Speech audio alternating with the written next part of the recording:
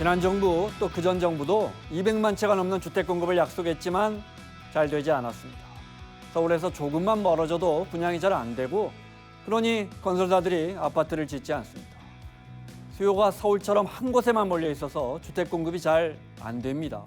이번 정부의 주택 공급 대책이 나왔는데 근본적인 대책은 우리 국민들이 내 집을 갖고 싶어하는 지역을 확대해야죠. 그래서 더 지역 균형 발전이 필요한 게 아닌가. 잠시 후에 국회 국토위 맹성규 위원장의 의견 들어보겠습니다. 움직이는 예상과 경제 지금 시작합니다.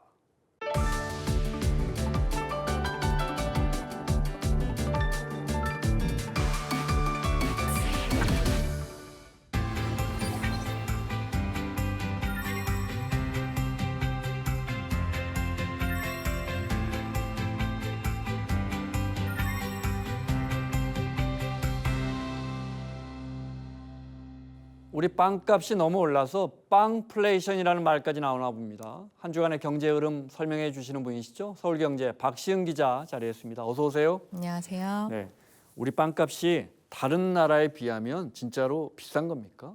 네, 그 눈베어라는 글로벌 생활비 통계 사이트에서 조사한 건데요. 네. 우리나라 식빵 한 덩이 값이 평균값이 4,000원대라고 합니다. 이 전 세계 120여 개 국가 가운데 한국이 11번째로 비쌌던 건데요. 아시아에서는 가장 비싸고요. 네. 가까운 일본에 비해서는 2배 넘게 비싼 겁니다. 빵값이 계속 오른다. 뭐 일시적인 겁니까? 일시적인 것은 아닙니다. 네. 통계청 자료를 조사해봤더니 8월 빵 물가지수가 작년 같은 달보다 6% 넘게 올랐는데요. 작년 4월부터 11월까지는 상승률이 1%도 안 됐는데 올해 1월부터는 벌써 7개월째 가파른 오름세를 보이고 있습니다. 우리 왜 이렇게 비싼 빵을 먹어야 하는 겁니까? 뭐 원재료, 밀가루 같은 원재료 문제입니까? 네, 빵의 주재료죠. 밀가루 가격이 이제 러시아, 우크라이나 전쟁 장기화 여파로 한때 급등했었죠. 네. 지금은 안정세를 보이고 있긴 한데 여전히 전쟁 전보다 높은 수준입니다. 문제는 달걀 가격과 인건비인데요. 이 달걀 소비자 가격은 지난 4월 이후에 꾸준히 올라서 네. 8월에는 작년 같은 달보다 8% 이상 뛰었고요. 여기에 인건비 부담도 컸습니다. 이 공정거래위원회 조사에 따르면 인건비가 빵값 원가에서 차지하는 비중이 무려 30% 육박하는 것으로 나타났는데요. 이 결국 달걀값과 인건비 상승이 네. 빵값을 끌어올리는 주요 원인이 된 것으로 분석됩니다. 인건비라는 게 우리가 소득이 높아지면 올라갈 수밖에 없고 빵이라는 게 이게 품이 많이 들어가는 거 아니에요? 여기서 30%면 많다고 할 수 있는 건가요? 그렇죠. 전체 식품 제조 평균의 3배가 넘는 수준입니다. 네. 아무래도 빵 만드는데 숙련된 인력의 노동이 꼭 필요하다 보니까 그만큼 인건비 비중이 클 수밖에 없는 건데요. 이 제빵업계에서도 이처럼 커진 인건비 부담을 크게 체감하고 있습니다. 네. 다음 소식은 금값입니다. 최근에 또 많이 올랐죠. 네, 제가 본격적으로 말씀드리기 전에 네. 예전에 뭐 돌잔치도 하셨을 거고 돌잔치에 많이 가시기도 하셨을 텐데 혹시 그 당시 금값 기억하시나요? 저희 아이들 어렸을 때는 한 5, 6만 원 했습니다. 네. 지금 순금 한 돈 평균 가격이 68만 원입니다. 10배 넘게 올랐네요. 네, 10배 넘게 오른 건데요. 금값이 말 그대로 진짜 금값이 됐습니다. 심지어 시장 전망이 여전히 더 오를 것이라는 분석이 많습니다. 지난 10년간의 추세를 한번 볼까요? 네. 네, 한국금거래소 자료를 분석해 봤더니 이 2015년 9월 1일 금값이 17만 원이었습니다. 10년이 지난 지금 약 4배 이상 오른 걸 알 수가 있는데요. 금값이라는 게 근데 이제 오르는 이유가 다양하잖아요. 금값 뭐 지정학적 이유에서도 오르잖아요. 전쟁 나면 오르고 네. 구체적으로 뭐 왜 이렇게 계속 오르는 겁니까? 가장 큰 이유가 금리 인하에 대한 기대감입니다. 금은 이자가 없는 자산이어서 금리가 낮을수록 투자 매력이 커지는데요. 최근 고용 시장이 둔화됐다는 지표가 나왔었잖아요.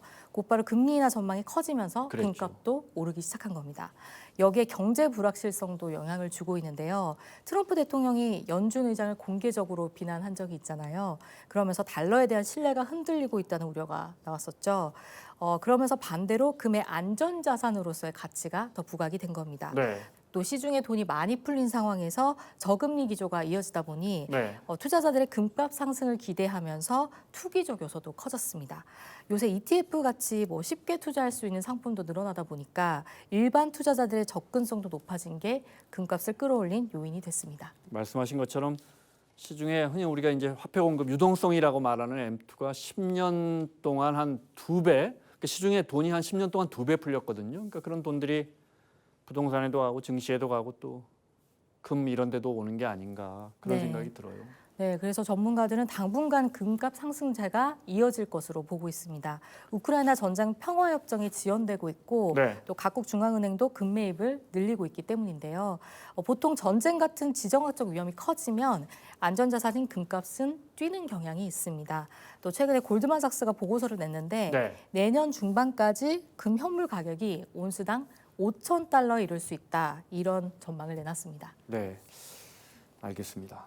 국토부가 가뜩이나 서울 이런 데 집값 오르는데 외국인들이 집을 너무 사는 것 같다 해서 규제를 시작했어요. 네, 그 외국인의 주택 보유 비중이 전체 주택의 약 0.5% 수준인데요. 네. 올해는 순매도 흐름을 보이고 있기도 합니다. 그럼에도 정부가 이번에 허가구역을 지정한 거는 해외 자금을 동원한 고가 주택 거래나 실거주 목적이 아닌 투기성 거래를 잡겠다. 네. 이런 취지가 있는 건데요. 결국에 실수요자 중심으로 시장 질서를 바로잡겠다. 이런 목적이라고 볼 수 있겠습니다. 네. 외국인들이 우리 전체 주택의 0.5%를 갖고 있다. 어떻게 보면 많은 거고 어떻게 보면 적은 건데 좀 구체적인 거래 추이를 좀 볼까요? 국토부 집계에 따르면 외국인의 주택 거래는 2022년 이후에 연평균 26% 이상 꾸준히 증가해왔습니다. 다만 전체 거래에서 차지하는 비중은 0.52%로 크다고 하기는 좀 어려운데요. 국토부는 거래량은 많지 않지만 신고가 거래 중심으로 시장에 영향을 미쳐왔다 이렇게 네. 설명하고 있습니다. 그러니까 0.5%라면 정말 많은 높은 비중은 아닌 것 같은데 말씀하신 것처럼 뭐 해마다 20% 이상 늘고 있으니까 그 집을 사는 그 비중이 네 그래서 아마 정부가 규제를 시작한 것 같습니다. 그러면 이제 규제 시작되면 외국인들은 실거주하지 않으면 그러니까 투자용으로는 못 사놓는 거죠. 네, 내국인에게 적용되는 것과 똑같습니다. 일단 1가구 1주택만 허용이 되고 네. 매입하면 반드시 2년간 들어가 살아야 합니다. 지정 지역은 서울 전역을 포함해서 수도권 대부분이고요. 허가제는 지난 8월부터 시작해서 1년간 시행됩니다. 필요에 따라 연장 네. 가능성도 있고요. 대상은 단독주택은 물론이고 아파트, 연립, 다세대, 다가구까지 모두 포함됩니다. 정리하면 외국인들이 앞으로 투기 목적으로 집을 사두게 하지는 않겠다 이런 거죠. 네, 말씀하신 것처럼 투기 목적의 외국인 수요는 많이 줄어들 걸로 네. 보입니다. 그런데 해외 사례와 비교해 보면 서울 규제가 좀 지나치다 이러는 의견도 있는데요. 예를 들어 일본 도쿄의 미나토구나 시부야구 같은 일본 주 중심지를 보면 이 주요 신축 아파트에서 외국인 구매 비율이 20%가 넘는 것도 있다고 합니다. 네. 반면에 서울은 앞서 말씀드린 대로 0.5% 수준에 불과하고 또 올해 들어서는 오히려 외국인들이 집을 사기보다는 파는 경우가 더 많았거든요. 네. 그래서 앞으로는 시장에 공급이 늘 거라는 전망도 나오고 있습니다. 알겠습니다. 주간경제브리핑 서울경제 박시영 기자였습니다. 고맙습니다. 감사합니다.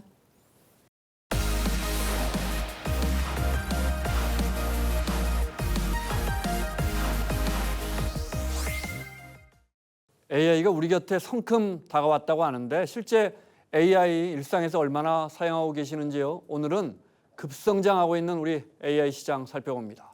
경희대학교 경영대학원의 김상윤 교수 그리고 한국경제TV의 신인규 기자 자리했습니다. 어서 오십시오. 교수님 저것도 여쭤볼게요. 챗 GPT를 흔히 생성형 AI라고 하잖아요. 뭘 생성형이라고 하는 겁니까? 생성이라고 하는 것이 네. 뭔가를 창작해내는 것이죠. 글을 창작해주고 그림을 그려주고 영상을 만들어주고 인간의 창작 활동을 AI가 하는 것을 우리가 생성이라고 하고요. 최근에 나오는 이 생성형 AI가 바로 이 창작 작업을 수행하는 AI다 해서 거기 용어를 붙여서 얘기를 하죠. 우리가 기존의 챗봇과 다른 점은요. 기존에 지금도 현재 쓰고 계신 우리 카카오톡에 깔아서 쓰는 챗봇들은 네. 우리가 생성형 AI 기반이 아닙니다. 엄밀히 말하면은 우리가 판별형 AI라고 하는 기술을 쓰고 있는데요. 기본적으로 우리가 뭔가를 챗봇에다가 질문을 하면은 거기에 단어들을 인식을 해요. 인식을 한 다음에 내가 학습한 과정과 결과 데이터 셋에서 지금 이 사용자가 질문한 내용이 어느 패턴에 해당되는 것을 찾아가지고 거기 맞는 답을 찾아서 붙여다 주는 방식입니다. 그러다 보면 제한적인 데이터 학습을 하고요.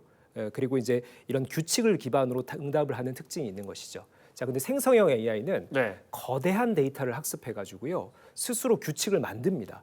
그러면은 인간이 이런 규칙을 부여한 것이 아니라 인간이 뭔가를 질문했을 때 거기에 해당되는 단어와 자기가 학습한 방식에 따라서 어떤 단어가 어울리는지를 AI가 스스로 만들어내서 답을 창조한다, 창작한다 이렇게 볼 수가 있는 것이죠. 네.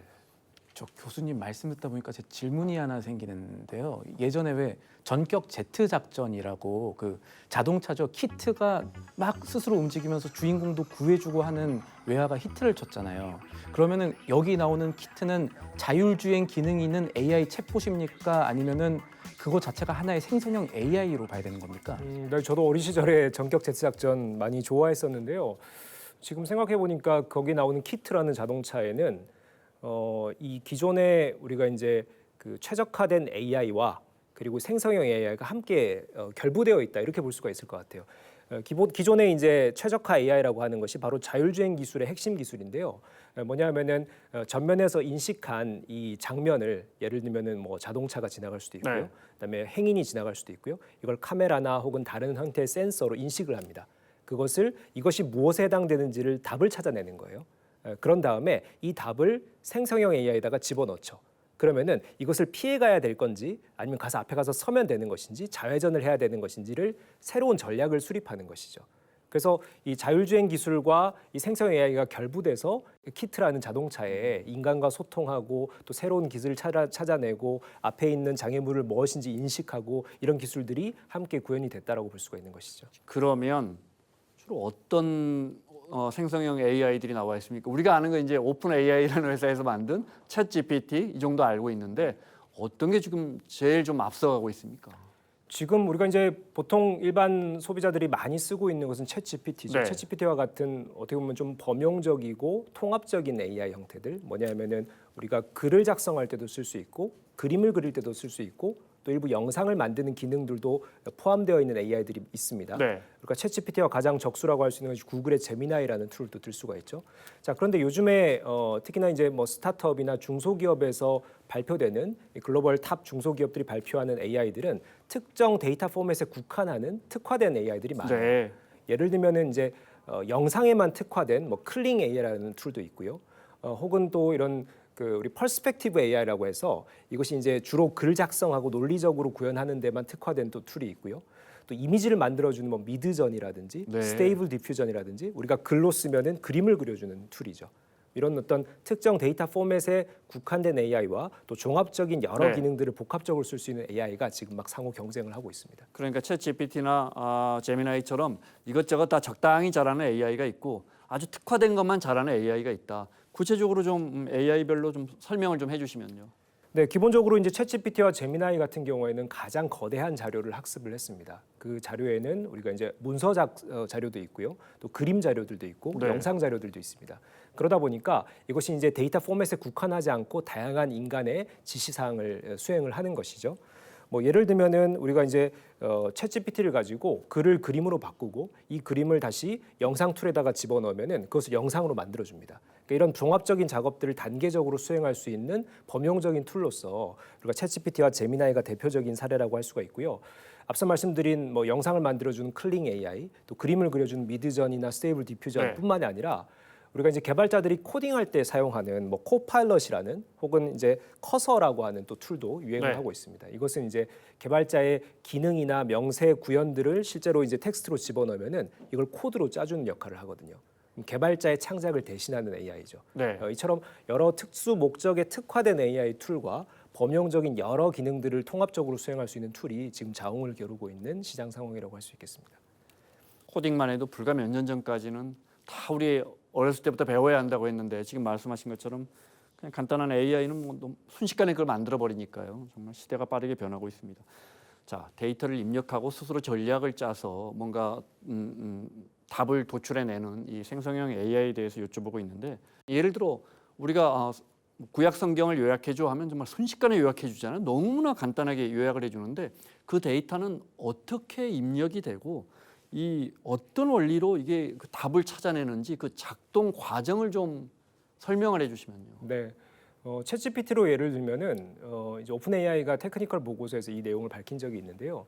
우리가 문서의 개수로 치자면은 5조 개의 문서가 학습에 동원됐다. 네. 그 5조 개의 문서를 중복 단어들을 제거했을 경우에 3천억 개의 단어, 3천억 개의 토큰으로 학습이 됐다라고 얘기를 하고 있고요. AI는 학습 과정에서 인간이 특정한 조건들을 부여하지 않습니다. 여러 문서에서 반복적으로 확인 작업을 거치죠. 그래서 이 단어가 나왔을 때 다음 단어가 어떤 게 어울리느냐를 확률적으로 추론하는 방법을 스스로 만들어가는 겁니다. 그래서 이제 질문자가 뭔가를 질문했을 때 거기에 쓰인 단어들이 실제로 어떤 단어와 어울리는지를 얘가 확률적으로 추론하는데, 그렇다면 너무나 단순한 답이 나오는 거 아니냐라고 우리가 상식적으로 생각할 수 있지만은 문서가 5조 개나 학습이 됐고 3천억 개 토큰이 학습되다 보니까 이것을 AI의 수준으로 반복적으로 학습하고 검증하는 과정 끝에 인간이 원하는 답에 가까운 답을 만들어내는 것이죠. 아무래도 이렇게 이제 챗 GPT가 갑자기 우리 일상에 다가오다 보니까 이게 무료 서비스였다가 점점 이제 유료화되는 경향도 있고, 뭐 어떤 건 몇 달러, 어떤 건 몇백 달러씩 하더군요. 우리 국민들은 이거 얼마나 사용하고 있습니까? 5천만 인구 중에 현재까지 70만 명 정도는 쓰는 것 아닐까 이렇게 추정이 되고 있습니다. 어떻게 보냐면 네. 여론조사 플랫폼에서 발표했던 구독 서비스 트렌드 리포트라는 게 있거든요. 여기 보면은 챗GPT가 83% 정도 유료 구독자가 그 정도 나오고 네. 나머지 퍼플렉시티라든지 구글의 제미나이가 뭐 16.3%, 13% 정도의 구독률을 갖고 있다 이렇게 하는데 네. 챗GPT 같은 경우가 30만에서 50만 명 정도의 유료 구독자를 갖고 있는 것으로 알려졌거든요. 이거를 역산하면 이 퍼플렉시티라든지 제미나이의 구독자까지 역산해서 더하면은 각각 한 10만 명 정도, 그렇게 해서 네. 많게는 현재까지 70만 명 정도가 우리나라에서 유료 구독을 하고 있다 이렇게 볼 수 있겠습니다. 중요한 건 이렇게 생성형 AI 시장 규모가 폭발적으로 성장하고 있는 거 아니에요? 맞습니다. 이 얼마나 크냐면 전 세계적으로 연말까지 세계 생성형 AI 시장 규모가 6,400억 달러 넘을 것으로 이렇게 전망을 합니다. 이게 우리 돈으로 치면 거의 900조 원 가까운 네. 금액이거든요. 근데 1년 전과 비교하면 이게 76% 커진 거고요. 2년 전과 비교하면은 이게 지금 한 7배 정도 더 커진 거예요. 2023년에서 2024년으로 넘어갈 때 성장률이 330% 정도였으니까. 그러니까 2년 전에 겨우 800억 달러가 안 됐던 시장 규모가 거의 2년 사이에 8배 이상 성장을 그러네. 했다는 얘기가 되는 거고요. 이 수치만 보면은 이게 AI라는 게 단순한 유희거리, 유행을 넘어서 이제 산업 구조로 정착이 되고 있는 것 아닌가라는 생각도 해볼 수가 있는 게, 저희 방송국도 사실은 소프트웨어 측면에서 AI 씁니다. 우리가 하는 말들을 AI가 자동으로 텍스트로 바꿔준다든가 영어는 한국말로 번역해준다든가 네. 그런 거 이미 하고 있습니다. 그런데 조금 더 넘어가면 소프트웨어보다 하드웨어 시장이 더 크다고 합니다. 실제로 저희 데이터들 보면은 전체 AI 지출의 80%가 서버, 스마트폰, PC 같이 이제 이 기기에 들어가는 AI들이거든요. 실제로 올해 디바이스 분야에서만 거의 2천억 달러 가까이 될 것으로 보이고요. 이런 부분들이 계속해서 더 많이 늘어난다. 이 네. 정도로 보시면 되겠습니다. 올해만 한 디바이스 분야에서만 한 300조 원 가까이 된다. 예. 네. 그러니까 우리가 쓰는 스마트폰이나 노트북에, 또 최근에 보면 뭐 포털이나 SNS에도 우리가 쓰고 있는 일상적인 포털이나 SNS에 전부 다 AI가 결합되고 있는 것 같아요. 맞습니다. 그러니까 이 외국의 보고서라든가 이런 데 보면 이제 AI는 선택의 문제가 아니라 우리의 디폴트다. 그러니까 네. 기본이 된다라는 얘기까지 나오고 있는 상황입니다. 자, 교수님, 우리가 저 AI 이야기할 때 절대 빠지지 않는 단어가 GPU입니다. 네, GPU가 지금 어느 정도 수준까지 와 있다 이렇게 이야기할 수 있을까요? 이 GPU라고 하는 것이 네. 90년대 후반 이 그래픽 영역이 급진적으로 성장함에 따라서 이것에 특화된 반도체를 만들어 보자라는 시도에서 이 그래픽 프로세싱 유닛이라는 이름이 정해졌고 네. 바로 처음에 탄생을 하게 됐죠. 자, 그런데 2000년대 초반에 AI 업계가 고속 성장을 하면서 우리가 AI라고 하는 것이 앞서 제가 GPT 학습할 때 5조 개의 문서를 활용했다라고 네. 했죠. 거대한 데이터가 반복적인 학습을 계속 지속해야 되는 과정이 필요하거든요. 이것은 우리가 정말 똑똑한 연산이 중요한 것이 아니라 같은 데이터를, 예를 들면 강아지 사진이 귀가 조금 다르고 뭐 색깔이 뭐가 들어가고 이거를 계속 반복적으로 차이를 인식해 나가는 학습의 과정이 필요하거든요. 이것은 똑똑한 CPU가 잘 돌아가는 것이 아니라 이 반복적인 효율적인 작업을 잘하는 GPU에게 특화된 영역이라는 거죠. 네.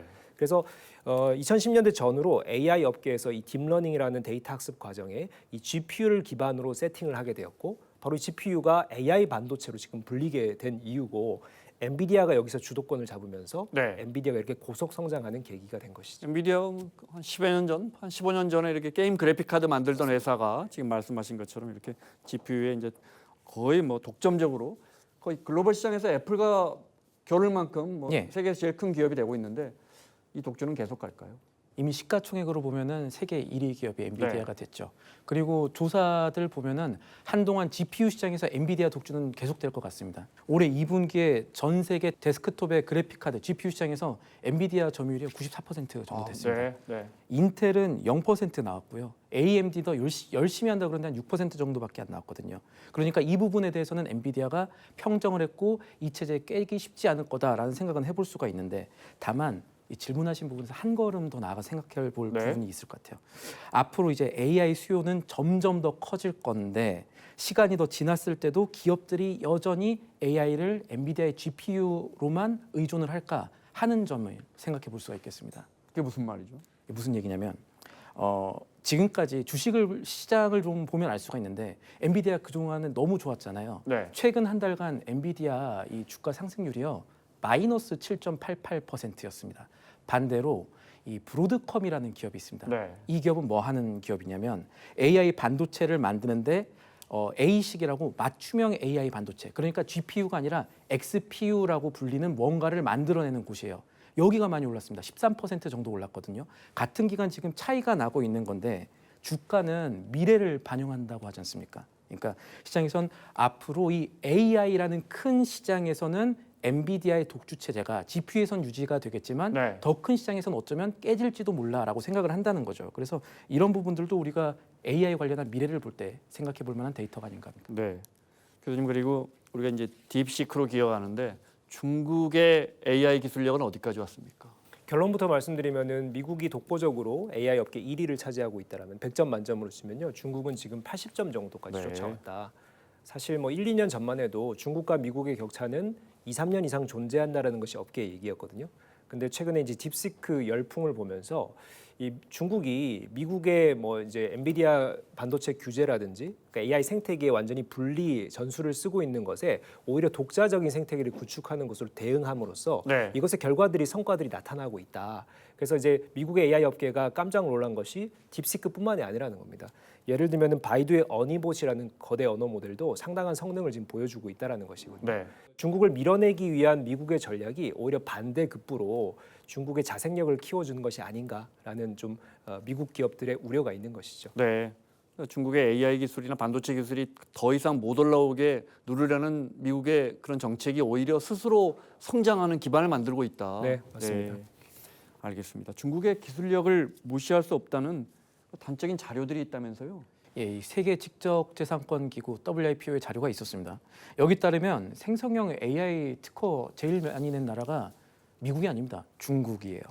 2023년까지 네. 지난 10년 동안 이 전 세계 생성형 AI 관련 특허가 한 5만 4천 건 정도 됐는데 그 중에 4분의 1 정도가 2023년도에 신청이 됐고 중국이 3만 8천 건 그동안에 쌓인 게 그 정도로 가장 많았습니다. 네. 2위가 미국이었고 이어서 이제 우리나라, 그다음에 일본 순으로 나타났습니다. 네. 교수님, 그런데 이 뭐 엔비디아가 이런 AI 칩셋을 만들려면 그것을 이제 거대한 빅테크 업체들에게 팔려면 이제 HBM을 만들어야 되는데 그건 이제 우리 하이닉스가 만들지 않습니까? 그런데도 불구하고 우리의 AI 산업, 우리의 AI 기술은 아직 많이 못 미친다면서요? 사실 뭐 AI 업계가 이제 급성장하는 것과 동시에 급변하고 있기도 하거든요. 최근 몇 년간의 AI 업계를 주름잡은 하나의 성공 방정식은 거대 자본의 투자였습니다. 네. 왜냐하면 미국 기업들 중심으로 앞서 말씀드린 생성형 AI라고 하는 것이 거대한 데이터를 학습시키고 거기다가 GPU라고 하는 최신 칩셋들을 동원해가지고 컴퓨팅 파워를 키워가는 쪽으로 성장을 했거든요. 그 말은 이게 자본력이 뒷받침되지 않으면 성장하기 힘든 산업이 최근 몇 년간의 네. 흐름이었습니다. 그러다 보니 오히려 국내 기업들이 이 어떤 고전을 할 수밖에 없었죠. 이런 미국의 빅테크 기업만큼 거대 자본을 투자할 여력이 없다 보니까 이게 어쩔 수 없는 상황들도 좀 일부 있었습니다. 근데 최근에 이제 중국의 뭐 이런 급성장이나 급추격을 보면서 오히려 한국 기업들이 희망을 얻을 수가 있는 게 앞서 말씀드린 딥시크 같은 모델은요. 제미나이나 챗GPT에 비해서 리소스 투입이 현저히 적거든요. 그렇다면서요. GPU를 네. 적게 쓰고 또 안 좋은 모델을 쓰고 데이터 투입도 적게 하고 여러 가지 엔지니어링적인 이런 방법들을 동원해서 어떻게 보면 이런 엑셀런스를 높인 것이다. 그런 측면에서 이 미국 중심의 거대 자본력을 가지고 쩐의 전쟁을 펼치던 것이 중국이 참전함으로써 네. 이제 효과와 효율 전쟁으로 바뀌고 있다. 그러면서 이제 우리나라 기업들에게도 일부 저는 기회가 제공되고 있는 것이다. 우리가 이제 단순히 뭐 GPU나 이런 어떤 자본의 논리로 흐르던 것을 이제는 우리가 좀 산업에 어떻게 적용할까? 어떤 것을 소비자들이 원할까? 네. 그리고 우리나라의 국내에서 보유하고 있는 한국 특화된 데이터를 가지고 우리나라 시민들이 소비자들이 원하는 서비스를 얼마나 정교하게 만들까의 싸움 네. 이런 것들에서 우리나라 기업들이 좀 기회를 얻을 수 있는 시간이 지금 짧게나마 펼쳐지고 있다 이렇게 좀 말씀을 드릴 수 있을 것 같습니다. 우리가 어떤 시스템 이렇게 잘 활용해서 효율적으로 활용해서 따라가는 것도 잘하잖아요. 네, 그렇죠. 알겠습니다. 마무리해야겠는데 신 기자, AI 챗봇 시장, 생성형 AI 시장 앞으로 얼마나 커질까요? 현재까지 한 10조 정도 되고요. 앞으로 2030년에는 100조 원까지 늘어날 거라고 얘기가 나오고 있습니다. 물론 이제 아직까지는 AI 챗봇 하면은 뭐 고객센터 정도 아니냐? 그러면은 고객센터에 실제로 보이는 AI를 보면은 사람 못 따라간다 이렇게 생각하시는 분들 많은데 실제로 저희가 이제 챗봇 개발하시는 스타트업 CEO 분들을 좀 만나보고 하거든요. 그러면 얘기가 좀 달라집니다. 그러니까 지금이야 AI 챗봇이 단순하게 뭐 고객센터 대체하는 정도로만 쓰이는 것 같지만 당장 이 분야에 실제 몸담그고 있는 분들이 바라보는 거는 기업들의 시스템 완전 혁신이에요. 그러니까 제가 현업에 계시는 분들의 이야기나 비전을 미처 다 따라가지 못할 수는 있지만 저는 이걸 어떻게 이해했냐면 우리가 일을 할 때 이메일이 존재하지 않았던 시절이 있었습니다. 지금은 이제 상상도 못할 건데 지금 이메일이나 사내 메신저로 업무하시는 분들의 효율성과 예전에 이메일이 없었을 때의 그 사람들의 효율성을 비교를 했을 때 지금 비교 자체가 안 된다는 거고요. AI 챗봇 시장이 되면 이메일의 역사 이상으로 큰 변화가 있을 수가 있다라고 합니다. 그래서 아직 우리가 완전히 상상을 다 할 수는 없겠지만 AI를 통해서 생산성이라든가 효율성의 개념 자체가 달라지는 시대가 올 거기 때문에 우리도 정책적으로도 산업적으로도 여기에는 대비를 해야겠습니다. 알겠습니다. 자, 마무리하겠습니다. 지금까지 경희대학교의 김상윤 교수님 그리고 한국경제TV의 신인규 기자 설명 들었습니다. 고맙습니다.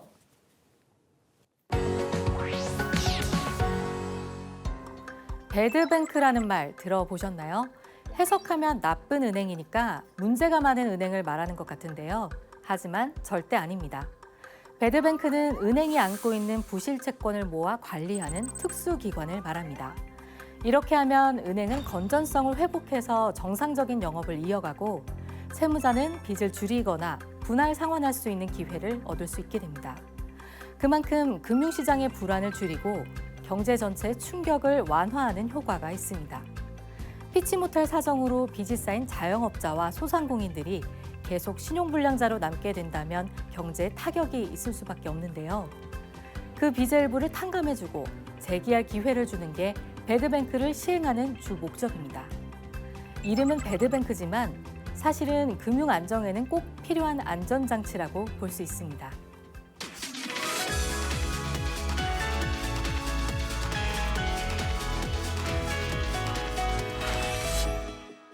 안정된 집값이나 시원하게 뚫린 출퇴근길, 또 공항이나 다리 같은 우리 사회 여러 인프라 건설까지 결국 우리 삶의 모든 공간을 책임지는 곳이죠. 국회 국토교통위원회 맹성규 위원장님 모셨습니다. 어서 오십시오. 예, 반갑습니다. 예, 위원장님 나와주셔서 고맙습니다. 예. 여러 정책들을 여쭤보기 전에 위원장님 대표 발의하신 법안 중에 은퇴자 마을 조성특별법이 있어요. 이게 어떤 법인지 좀 설명 좀 해주십시오. 예, 은퇴자 마을 조성법은 저 같은 사람이 그 은퇴를 해서 어디 가서 무엇을 하며 살지 하는 문제의식에서 시작이 되었고요.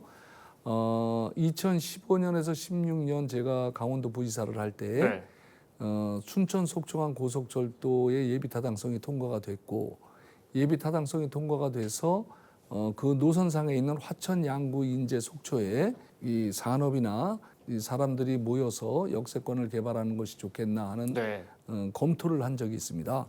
그 일환으로 나이가 든 이제 55세가 됐든 60세가 됐든 나이가 든 사람들이 한 10,000 가구에서 20,000 명 정도가 모여서 살게 되면 정서적인 고립감도 해결할 수 있고 심혈관이나 뇌혈관 같은 어떤 노인 질환도 쉽게 치료받을 수 있는 그런 공간을 만들 수 있다. 모여 살면서 여러 사회적 문화적 인프라를 같이 써보자 이런 그렇습니다. 거군요. 그게 이제 사례가 미국에 3,000여 개가 있는데 70년 전에 시작을 했고요.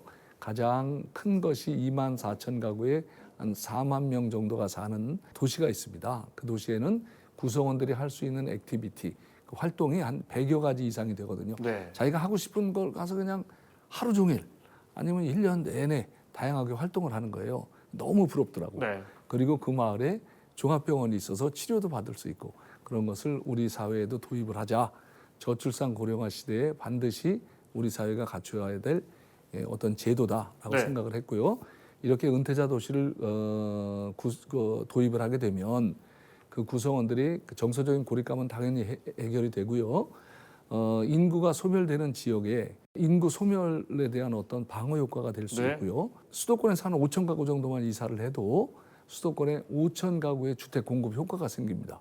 이러한 다양한 효과를 얻을 수 있는 정책을 꼭 우리 사회에 도입을 해보고 싶고 이것은 한 10여 년 정도 구상을 했던 거고 22대 법안이 다 만들어져서 빠르면 이번 정기국회에 법안이 통과될 수 있을 것으로 기대를 합니다.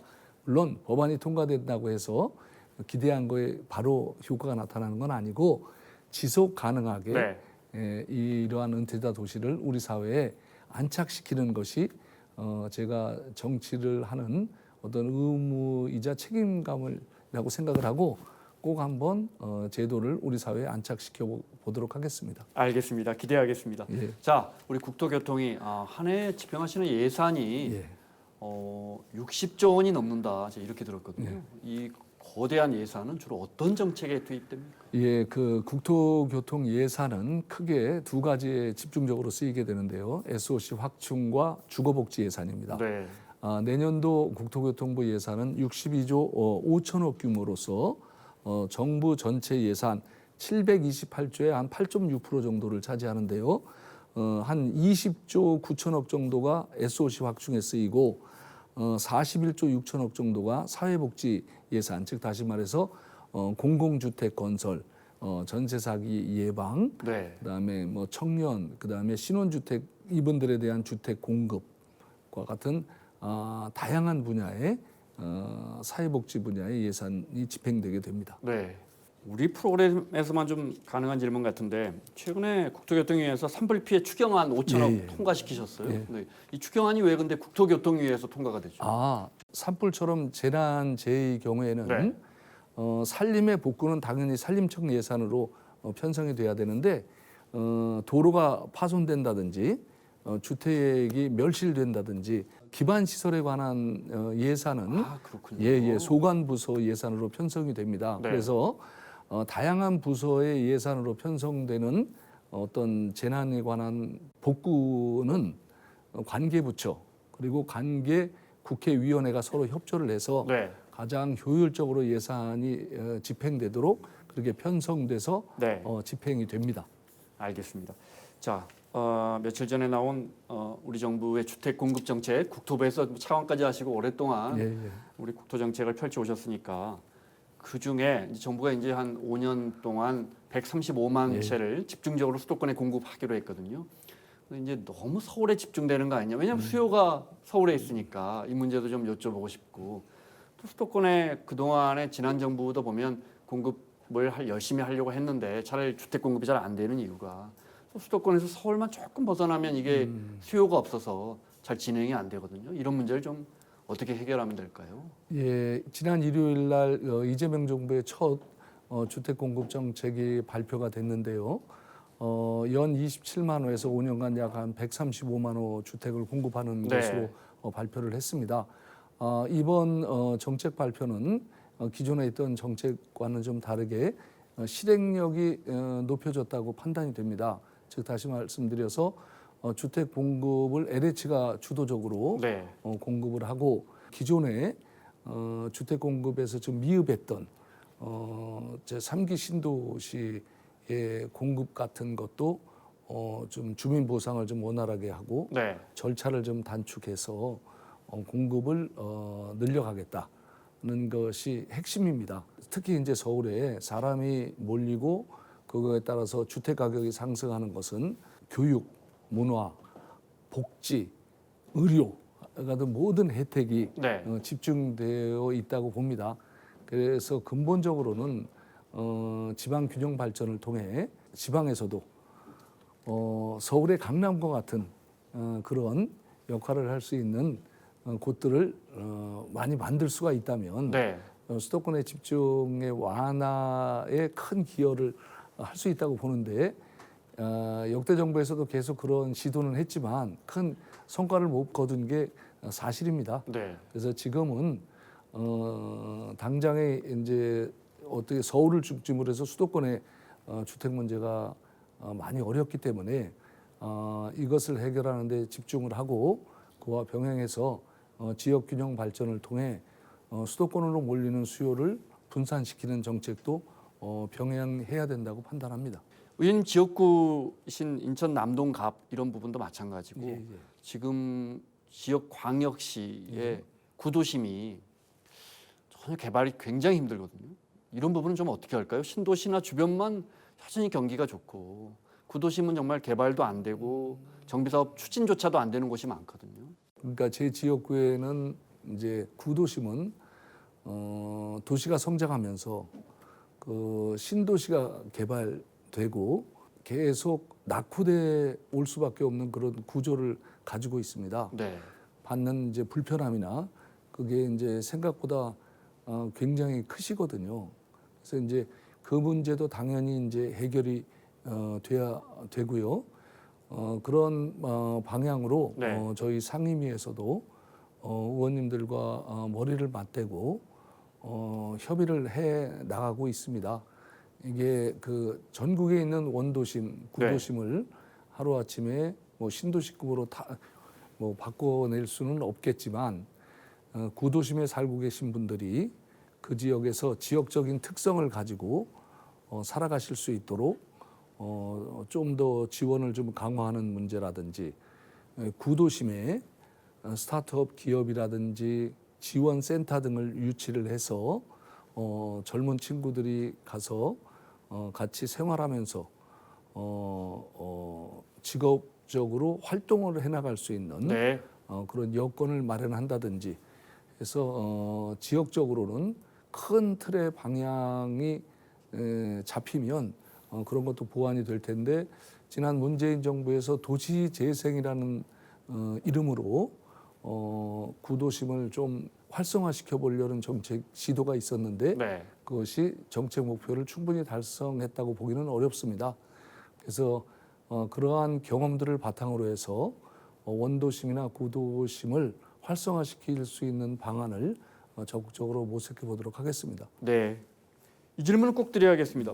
전세 사기 문제, 예. 네, 몇 해 동안 정말 우리 서민들 아주 힘들게 했는데 최근에 이제 첫 구제 사례도 나온 것 같고 이 부분 앞으로 어떻게 좀 정책적으로 보완해 나가실 겁니까? 전세 사기 문제는 사회적 재난입니다. 왜 사회적 재난이라고 하냐면 우리 사회는 공인중개제도, 네, 그다음에 보증제도, 그다음에 최우선 변제 제도라는 다양한 제도를 운영을 하고 있습니다. 실질적으로. 그런데 23년부터 전국적으로 그러한 제도를 악용을 해서 전세 사기 피해자들이 양산이 됐고요. 네, 금년 8월 기준으로 보면 약 3만 3천여 명의 피해자로 인정을 받았습니다.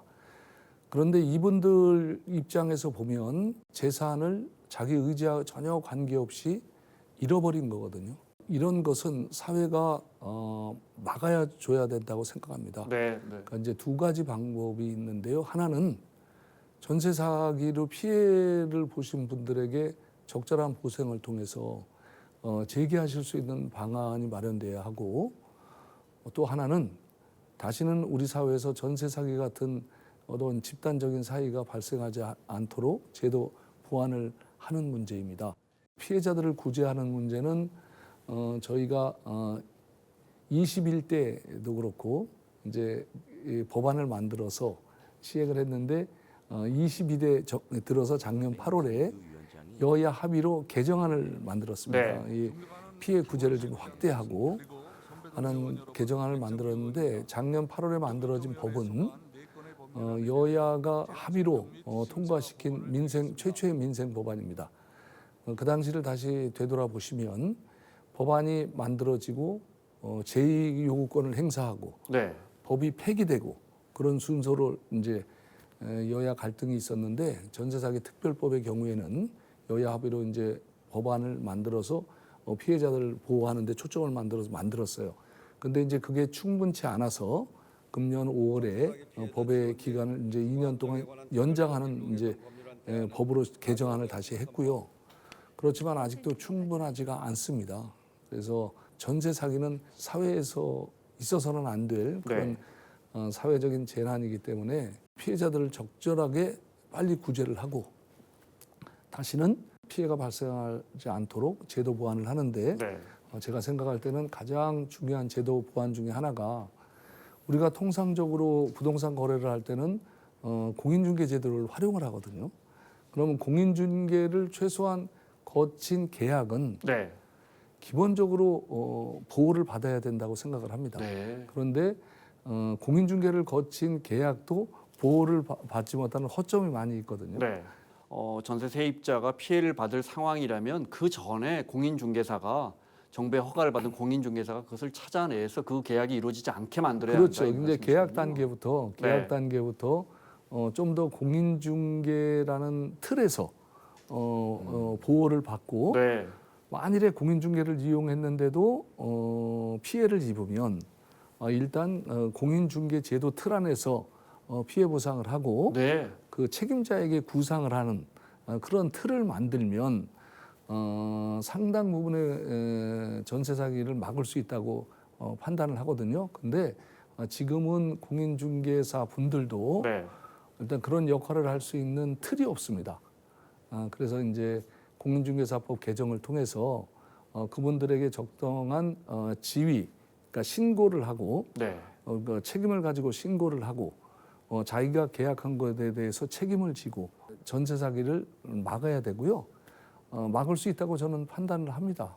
그리고 이제 이러한 전세 사기를 악용하는 악성 임대인은 좀 더 강력하게 처벌해야 한다고 봅니다.